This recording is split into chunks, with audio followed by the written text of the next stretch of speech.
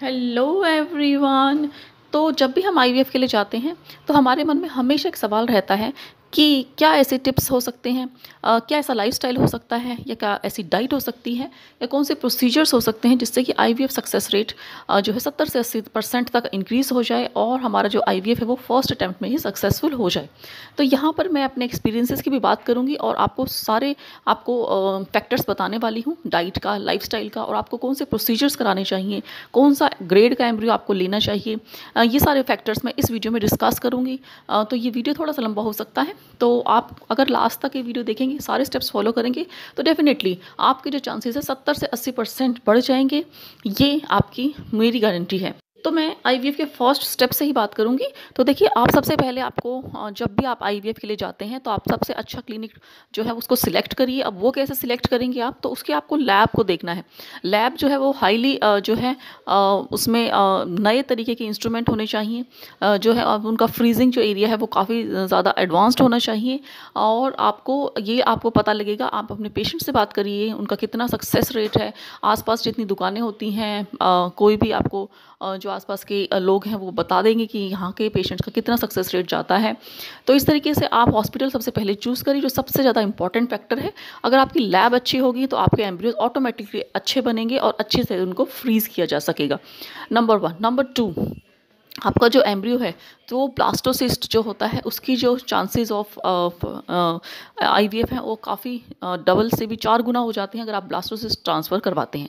अब ये क्या होता है, तो ये देखिए 5 दिन का एम्ब्रियो होता है, एक 3 दिन का एम्ब्रियो होता है। जो 3 दिन का एम्ब्रियो होता है वो जो होता है उसके चांसेस ब्लास्टोसिस्ट यानी कि 5 दिन के एम्ब्रियो के मुकाबले कम होते हैं। तो अगर हम 5 दिन वाला एम्ब्रियो जो है उसको ट्रांसफ़र कराते हैं, ब्लास्टोसिस्ट जिसको बोलते हैं, तो उसके चांसेस काफ़ी ज़्यादा रहते हैं।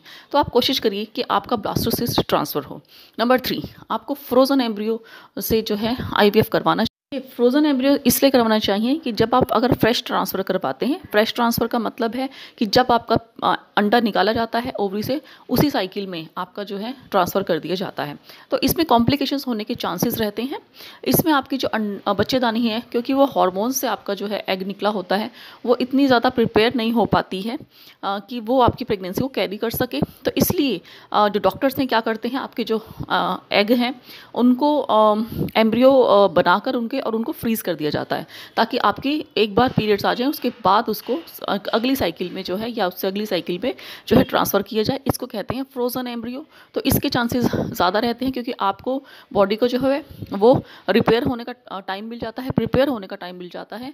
और उसमें आपको एक ओएचएसएस होता है, कॉम्प्लिकेशन होता है, जो कि अगर आप फ्रोज़न एम्ब्रियो से कराते हैं तो वो ओएचएसएस आपको नहीं होता है फ्रोज़न एम्ब्रियो साइकिल में। तो इसलिए एक और प्रोसीजर होता है, अगर आपकी लाइनिंग कम बन रही है तो आप पीआरपी ट्राई कर सकते हैं। इसमें आपको जो है आप ही ब्लड से आपकी एंडोमेट्रियल लाइनिंग को थोड़ा सा मोटा कर दिया जाता है। इसके अलावा अगर आपकी अनएक्सप्लेन्ड इनफर्टिलिटी है, कुछ पता नहीं लग रहा कि जो है बच्चा क्यों नहीं हो रहा है, आपकी सारी रिपोर्ट नॉर्मल है, तो ऐसे केस में आप ज़रूर हिस्ट्रोस्कोपी करवाइए। उससे आपकी पूरी बच्चेदानी का जो है उसमें देख लिया जाता है कि कोई प्रॉब्लम तो नहीं है, और उसके बाद ट्रांसफ़र किया जाता है। तो ये काफ़ी अच्छा रहता है हिस्ट्रोस्कोपी, और इससे चांसेस काफ़ी गुना बढ़ जाते हैं। अगर आप फर्स्ट अटैम्प्ट कर रहे हैं आईवीएफ की, तब भी आपको हिस्ट्रोस्कोपी ज़रूर करानी चाहिए।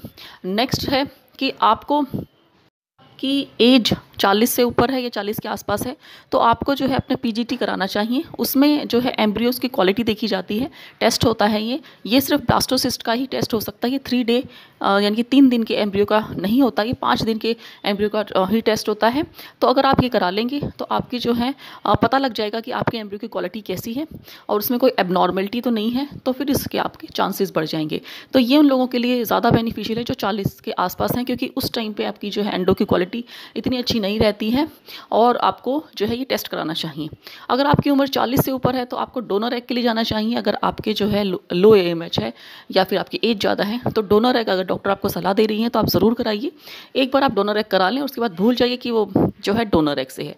तो ये सारी मैंने आपको नॉर्मली बता दी है कि आईवीएफ की सक्सेस के लिए ये डॉक्टर्स कर सकते हैं। अब हम बात करते हैं कि आप पर्सनली क्या कर सकते हैं।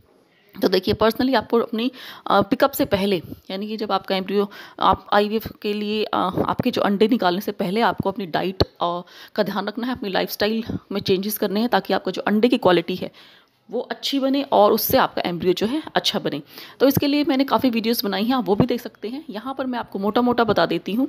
देखिए, आपको अपने खाने में कुछ चीज़ें हैं जो शामिल करनी चाहिए, जैसे कि एवोकेडो है, नट्स हैं, सीड्स हैं यानी कि बीज और अखरोट है, और ये बादाम है, ये काफ़ी अच्छे रहते हैं। खाने में आप ऑलिव ऑयल यूज़ करेंगे और आपको लो ग्लाइसेमिक इंडेक्स का खाना खाना है, यानी कि जो ज़्यादा आपकी शुगर को ना बढ़ाए। जैसे कि लेग्यूम्स हैं, दालें हैं, आपका होल ग्रेन होना चाहिए, जिसमें आप ओट्स जो है काफ़ी अच्छे रहते हैं। आप बाजरा और रागी ये भी आप ट्राई कर सकते हैं। खाने में बदल बदल कर आप हर रोज़ आटा खाएंगे तो काफ़ी अच्छा रहेगा। और आपको जो है ब्रोकली है, मशरूम्स हैं, और ये सब आपको काफ़ी अच्छा रहता है खाने में, ताकि आपकी जो एग की क्वालिटी है।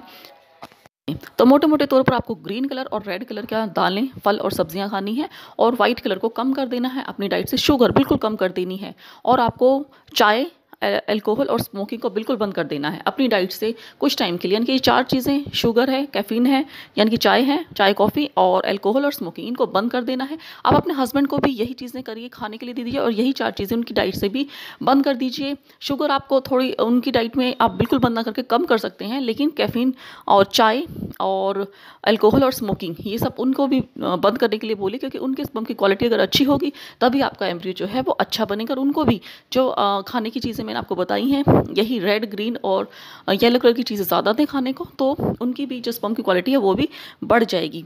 इसके अलावा आपको बहुत ज़्यादा विगरस एक्सरसाइज नहीं करनी है। अगर आप बहुत ज़्यादा वर्कआउट करते हैं तो बहुत ज़्यादा मात्रा में एक्सरसाइज ठीक नहीं होती है। आप हल्का मीडियम रखिए, यानी कि ना ज़्यादा एक्सरसाइज करिए और ना ही बहुत कम करिए। तो आप इसके लिए प्राणायाम भी ट्राई कर सकते हैं, जो कि अनुलोम विलोम और कपालभाति है, और बाकी आप लाइट एक्सरसाइज कर सकते हैं और वॉकिंग कर सकते हैं। इसके अलावा आपको स्लीप जो है वो अच्छे से होनी चाहिए, आपकी 7-8 घंटे की जो है नींद होनी चाहिए। इससे भी आपकी जो बॉडी की है उस पर काफ़ी फ़र्क पड़ता है, और अंडों की क्वालिटी पर भी फ़र्क पड़ता है। अगर आपका वेट ज़्यादा है तो आप वेट रिड्यूस करिए, उससे आपका जो है बीएमआई जो है वो ठीक रहता है, जिससे कि आपकी एग की क्वालिटी अच्छी बनती है और आपको इम्प्लांटेशन के चांसेस बढ़ते हैं। इसके अलावा आपको पानी ज़्यादा पीना है, 8 से 10 ग्लास पीना है। इससे आपके जो है ये टॉक्सिन्स जो है बॉडी से बाहर निकलते हैं और आपकी इम्प्लांटेशन के चांसेस बढ़ते हैं।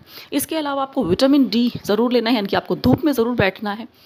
इसके लिए देखिए, ये बहुत ज़्यादा कम लोगों को पता होता है कि विटामिन डी बहुत ज़रूरी है हमारी बॉडी के लिए और प्रेगनेंसी के लिए भी, तो आपको ये करना है। इसके अलावा अगर आपने डॉक्टर ने आपको मेडिसिन दी है, कुछ प्रीनेटल विटामिन होते हैं डॉक्टर्स देते हैं, फॉलिक एसिड है जैसे, तो आपको वो ज़रूर लेने हैं। कुछ डॉक्टर एंटीऑक्सीडेंट्स भी जो है देते हैं, पेशेंट्स को पहले से ही स्टार्ट कर देते हैं। तो आपको अपनी दवाइयाँ को बिल्कुल अपने टाइम पे लेना है, कोई भी दवाई आप भूलेंगे नहीं। सबसे इम्पॉर्टेंट है कि आपको स्ट्रेस फ्री रहना है। रिलैक्सेशन टेक्निक होती हैं, रिलैक्सेशन एक्सरसाइज होती हैं, ब्रीदिंग एक्सरसाइज होती हैं, वो आपको ट्राई करनी है, ताकि आपकी बॉडी से जो है स्ट्रेस हार्मोन ज़्यादा ना निकले और आपको बॉडी रिलैक्स रहे और स्ट्रेस फ्री होगी, तो आपकी जर्नी काफ़ी ईजी हो जाएगी और आपके इम्प्लांटेशन के चांसेस बढ़ जाएंगे।